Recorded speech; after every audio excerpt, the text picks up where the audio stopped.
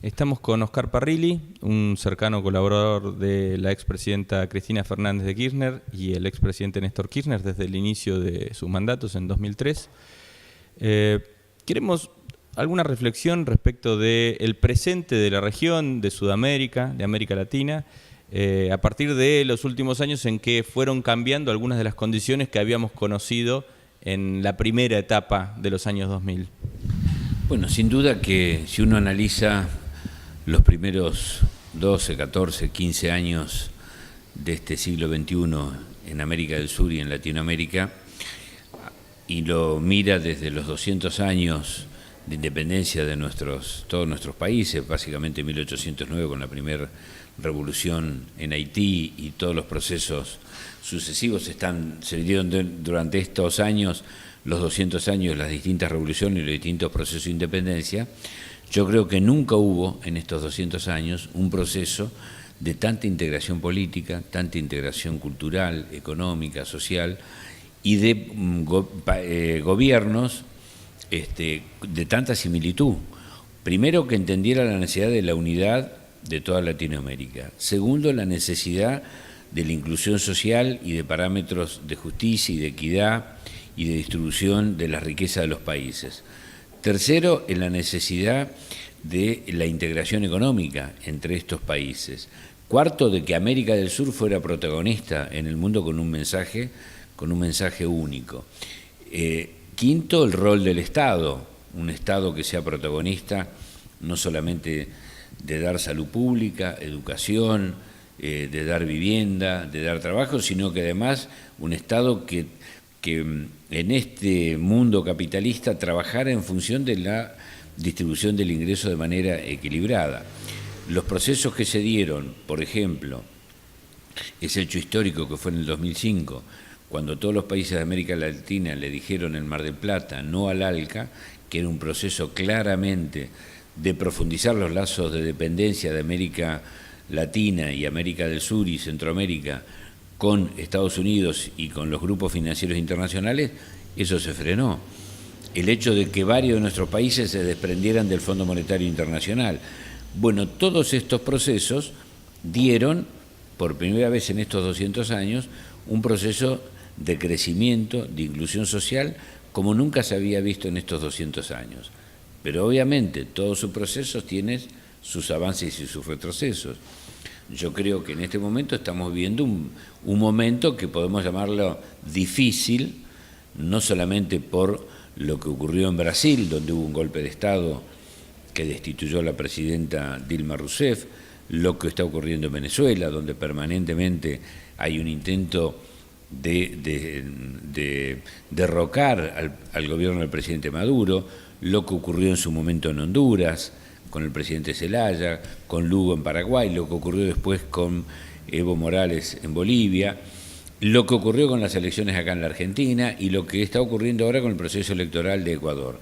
Sin duda que hay un avance de los sectores que no aceptan estos modelos, que han visto perjudicados sus intereses de concentración de la riqueza y han avanzado. ¿De qué manera han avanzado? Precisamente con golpes de Estado, con acciones mediáticos, con impidiendo gobernar. Bueno, estos son procesos de avance, pero este proceso de integración que se inició con la asunción de Chávez en el año 99, Lula, después Néstor, Tabaré, Lugo, Evo, Correa, en Honduras Zelaya, Álvaro Colo, bueno, todo este proceso es un proceso que va a continuar. Tendrá sus altibajos y tendrá sus altas, sus avances y retrocesos, pero es un proceso de integración que yo creo que en los próximos años lo vamos a ver nuevamente reverdecer.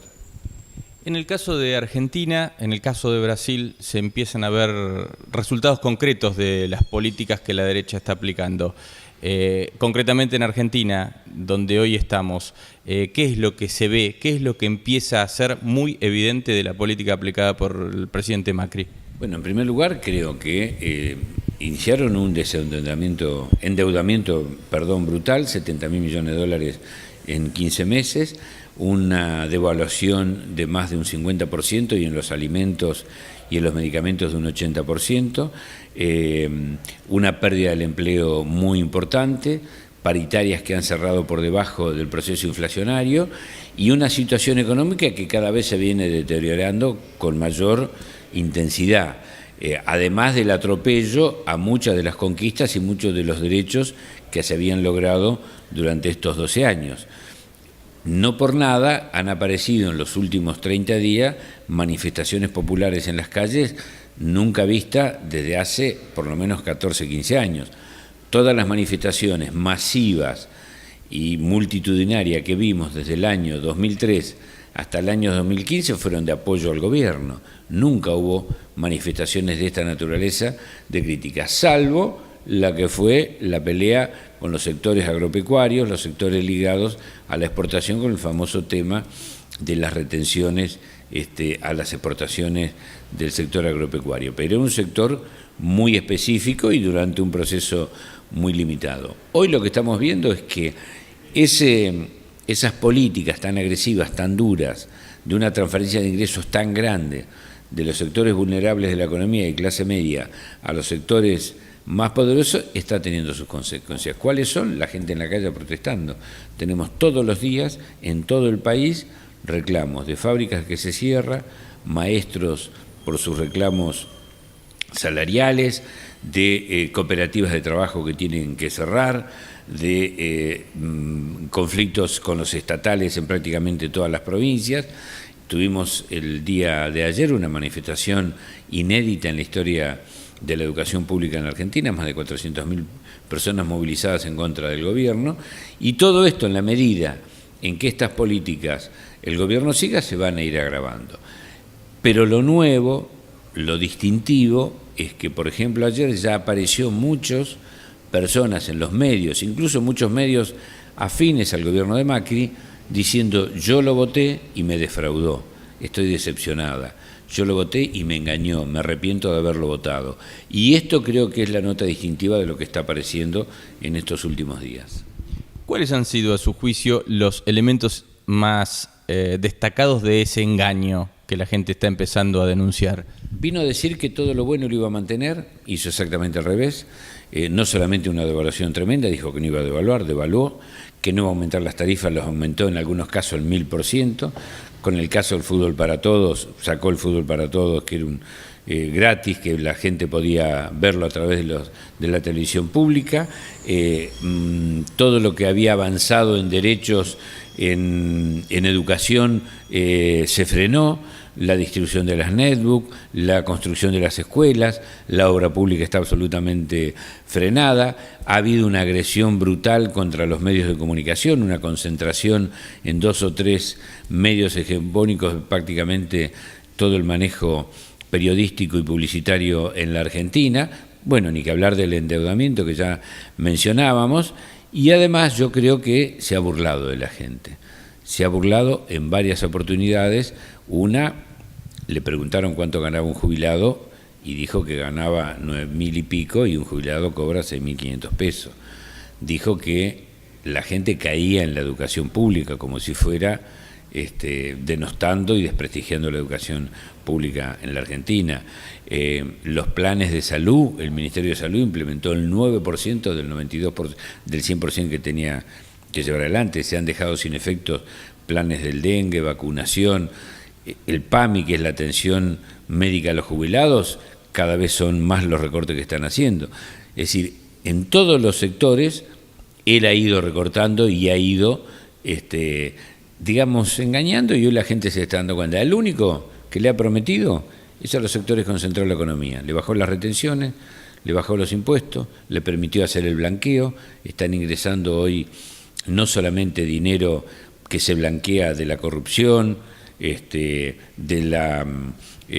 trabajo en negro y de la evasión impositiva, se está blanqueando dinero del narcotráfico, se está blanqueando dinero del contrabando, han habilitado a los testaferros para poder también blanquear dinero, han habilitado a los funcionarios, a los familiares de los funcionarios para que blanqueen dinero, con lo cual están blanqueando dinero de la corrupción. Ha tenido casos de corrupción, hay 50 denuncias de corrupción contra funcionarios del actual gobierno, y no porque lo hayamos hecho nosotros la oposición. La mayoría de ellos han sido todas cuestiones colaterales que han venido de afuera. Bueno, yo creo que son muchas las cosas en las cuales está defraudando y hoy empieza a aparecer en mucha gente, ¿no? Por último, parte de lo que usted decía tiene que ver con cierto conflicto de intereses que se evidencia en un gobierno que está constituido por numerosos empresarios o directivos de empresas, ¿no? Gerentes y lo que es el management de las empresas.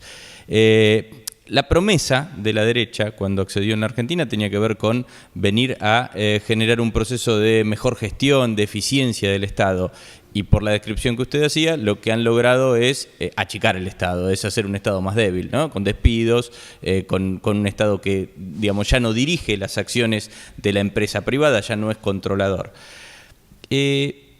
¿Esto tiene que ver con una matriz que se da en las derechas de la región? ¿Es posible encontrar similitudes en otros países? El caso de Macri es el de un empresario devenido rico a través de contratos con el Estado durante muchas décadas. ¿Es posible que esto esté sucediendo en otro país o que pueda suceder en algún otro país? Sí, es lo que está ocurriendo. Desde la política, y sobre todo en nuestro sector político, decimos, donde hay una necesidad, hay un derecho. Para los empresarios, donde hay una necesidad, hay un negocio. Y en este esquema actual del gobierno de Cambiemos, hay empresarios que vinieron a hacer negocios y a saquear el Estado, y lo están haciendo lo más rápidamente, y hay algunos que hacen política que hoy no pueden salir a la calle a explicar. A estos CEOs de las empresas no van a elecciones, no rinden cuenta a nadie, no les importa absolutamente nada, son prácticamente desconocidos, lo único que quieren hacer es negocios. Lo más rápido posible y es lo que están haciendo. Yo conozco muchos radicales que hoy se están dando cuenta y muchos, incluso gente de la derecha política, que sabe que tiene que rendirle cuenta a la gente, que se están dando cuenta que ellos están haciendo un poco el mascarón de proa de estos otros que están haciendo negocios y saqueando el Estado de las más diversas formas. Vinieron desde las empresas, se sentaron del otro lado del mostrador y están ahora beneficiando a las empresas a las cuales antes pertenecían. Es absolutamente incompatible el interés económico de un empresario con el interés económico de un gobierno, y esto es lo que está haciendo Coalición. Y todos aquellos gobiernos o aquellos pueblos que lleven a empresarios a gobernar sus países van a sufrir esta consecuencia, no tenga ninguna duda. Las derechas en la Argentina, hay una derecha ideológica o política, si se quiere, que tiene determinados principios, pero hay una derecha que es saqueadora, que lo que vino es a robar el Estado, que vino a saquear, a llevarse todo lo que podía, que son los famosos CEO de estas empresas. Aquel país, aquel pueblo que elija a estos, bueno, les va a pasar lo que nos está pasando ahora acá en la Argentina.